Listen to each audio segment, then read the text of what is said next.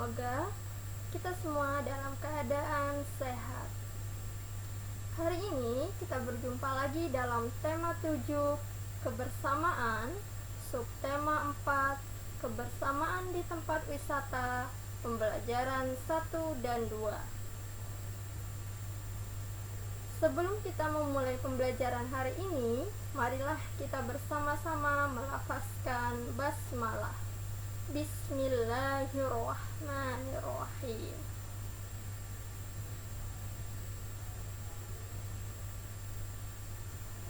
Seluruh wilayah di Indonesia memiliki tempat wisata.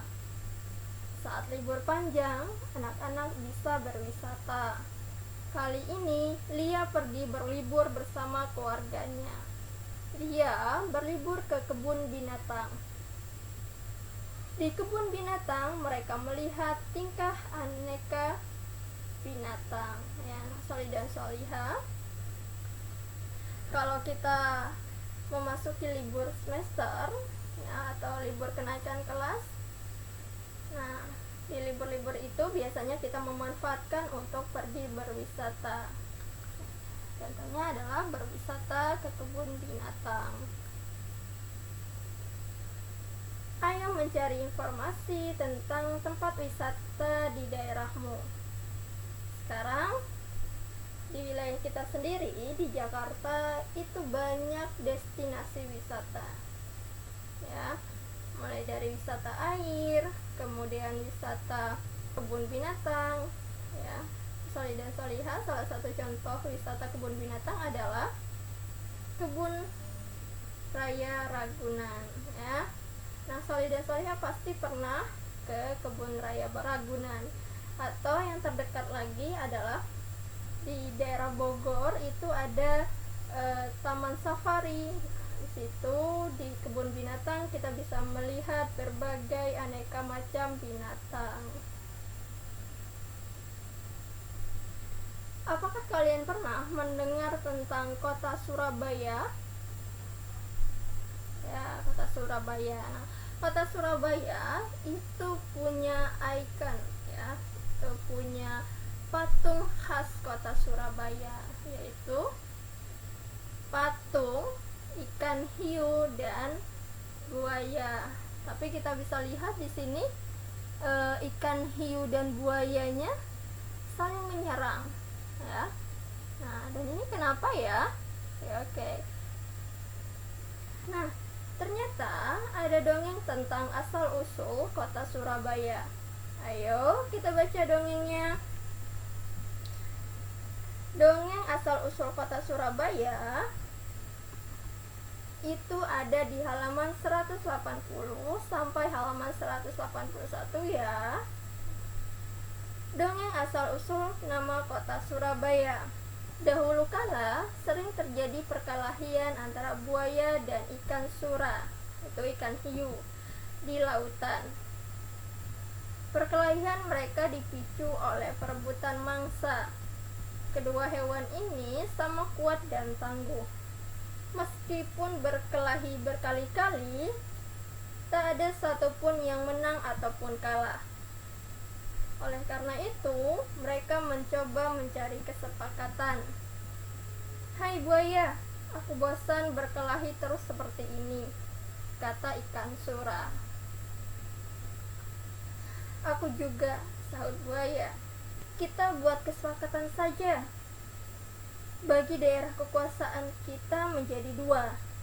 Aku berkuasa sepenuhnya terhadap mangsa-mangsa di air, sementara itu kau sepenuhnya menguasai mangsa di darat. Batas air dan darat adalah daerah yang dicapai oleh air laut ketika pasang," kata ikan sura. "Baiklah, aku setuju," jawab buaya. Sejak itu, keduanya sepakat menghormati wilayah masing-masing, sehingga tidak ada perkelahian. Namun, suatu hari ikan sura menyalahi kesepakatan itu. Diam-diam ia mencari mangsa di sungai. Ketika mengetahui kecurangan ikan sura, buaya sangat marah. "Hai sura, Kau telah melanggar kesepakatan yang telah kita buat bersama. Sungai adalah daerah kekuasaanku, teriak buaya dengan marah. Apa yang telah aku langgar? Aku kan berburu mangsa yang ada di air, jawab ikan sura. Namun, sungai letaknya di darat. Berarti sungai adalah daerah kekuasaanku. Daerahmu adalah perairan laut, kata buaya. Keduanya lalu bersitegang dan terjadilah perkelahian. Mereka saling menggigit satu sama lain. Perairan di sekitarnya menjadi merah karena darah yang berasal dari luka-luka dua hewan buas ini. Ikan sura berhasil menggigit pangkal ekor buaya sebelah kanan, sehingga ekor buaya menjadi bengkok ke kiri. Nah, anak soleh dan solihah, itulah dongeng asal-usul nama kota Surabaya.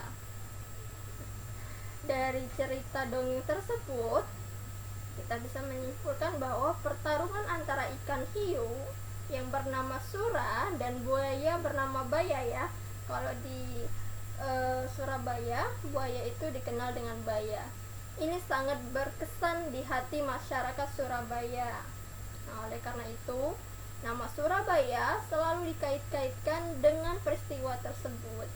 Dari peristiwa inilah kemudian dibuat lambang kota Surabaya, yaitu gambar ikan sura dan buaya. Di Surabaya terdapat kebun binatang. Banyak hewan dipelihara di sana. Anak-anak berkeliling melihat hewan-hewan yang ada. Para pengunjung sangat senang. Ani dan beberapa temannya melihat ikan. Ikan ada yang dipelihara di kolam ataupun di akuarium. Mereka memperhatikan ikan-ikan secara teliti. Mereka ingin membuat patung ikan. Patung dibuat dari tanah liat. Nah, jika kita ingin membuat patung, misalkan patung ikan ya, kreasi ikan dengan menggunakan tanah liat, tentu kita harus mengetahui terlebih dahulu alat-alat yang dibutuhkan, kemudian bagaimana atau langkah-langkah yang harus kita lakukan untuk membuat patung tersebut ya. Oke.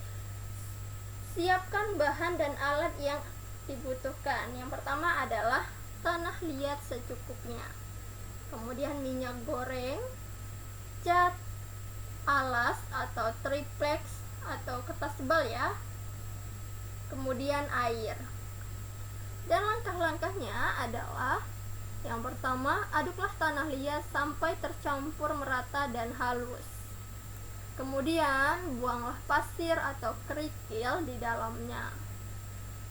Lenturkan tanah liat di triplex agar lentur dan mudah dibentuk. Lumuri dengan minyak goreng supaya tidak lengket. Terus bentuklah tanah liat seperti ikan keinginanmu, atau bisa membuat kreasi lainnya, misalnya patung berbentuk buaya atau ikan hiu ya. Selanjutnya adalah rapikan dengan tangan dan lumasi minyak goreng agar tidak lengket ya. Tangannya dilumasi dengan minyak goreng ya, agar tanah liatnya tidak lengket di tangan. Kemudian haluskan bagian yang belum rata. Buatlah ukiran-ukiran sisik pada bagian tubuhnya, yaitu jika ingin membuat patung ikan tadi. Kemudian jemur sampai kering dan cat sesuai keinginan dan keringkan. Oke, baiklah. Nah, Solih dan Solihah, tentu masih ingat di kelas 1 kita sudah membuat gerabah ya, atau kerajinan dari tanah liat ya. Banyak kreasi yang dibuat, ada tempat bunga, pas bunga, kemudian binatang seperti gajah ya, waktu itu ikan. Nah, itu adalah salah satu contoh yang pernah kalian buat untuk berkreasi menggunakan tanah liat. Ayo diskusikan dengan keluarga atau temanmu bagaimana sikapmu terhadap keluarga atau temanmu yang memiliki tempat wisata kesukaan yang berbeda. Tulislah hasil diskusimu. Nah, ya solid dan solihah, pasti setiap orang itu memiliki kesukaan, ya, kesukaan tempat wisata berbeda-beda, ya. Jadi sudah tentu tidak semua orang memiliki kesukaan itu yang sama, ya. Jadi semua orang dimungkinkan memiliki kesukaan yang berbeda-beda. Kemudian bagaimana sikap kita? Nah, kalau menurut Bu Indah sendiri, sikap kita terhadap teman atau keluarga yang berbeda tempat wisata kesukaan, yang pertama adalah jika bersama teman tetap bermain bersama, atau dengan keluarga juga seperti itu, ya. Kemudian tidak mengejek tempat wisata kesukaan teman atau keluarga, saling menghormati, kemudian tetap saling membantu, ya. Nah, Salih dan Salihah, masih ingatkah kalian dengan kalimat sapaan? Ya, kalimat sapaan itu adalah kata sapaan yang kita gunakan untuk menyapa seseorang. Oke. Nah, di sini kita diminta untuk melengkapi titik-titik yang ada dengan menggunakan kata sapaan. Kita coba ya. Yang pertama, ikan surah. Hai titik-titik, aku bosan berkelahi terus seperti ini. Ya. Kata sapaan yang tepat adalah, coba kita lihat. Nah, buaya. Jadi, hai buaya, aku bosan dengan perkelahian terus seperti ini. Kemudian yang selanjutnya adalah buaya titik-titik juga. Kata sapanya adalah aku. Selanjutnya kata sapanya adalah kita. Jadi kita buat kesepakatan saja, kata ikan surah, ya. Nah, kemudian selanjutnya juga buaya, baiklah. Kata sapanya adalah aku setuju. Nah, dan yang terakhir, buaya, hai titik-titik, kau telah melanggar kesepakatan yang telah kita buat bersama. Sungai adalah daerah kesukaanku. Yang kata sapanya adalah surah. Jadi hai surah gitu. Kau telah melanggar kesepakatan yang telah kita buat bersama. Sungai adalah daerah kekuasaanku. Oke, ya. Oke, itu adalah contoh dari melengkapi kalimat dengan kata sapaan. Baik, itu saja yang bisa Ibu Indah sampaikan pada hari ini. Sebelum Ibu Indah tutup, Ibu Indah punya pantun untuk kalian. Pohon tinggi, pohon pinang, mobil berjalan pelan-pelan. Betapa hati senang, liburannya jalan-jalan, ya. Ketika sudah libur, ya, pandemi sudah berakhir, silahkan jalan-jalan, ya. Tetap jaga kesehatan. Terima kasih. Assalamualaikum warahmatullahi wabarakatuh.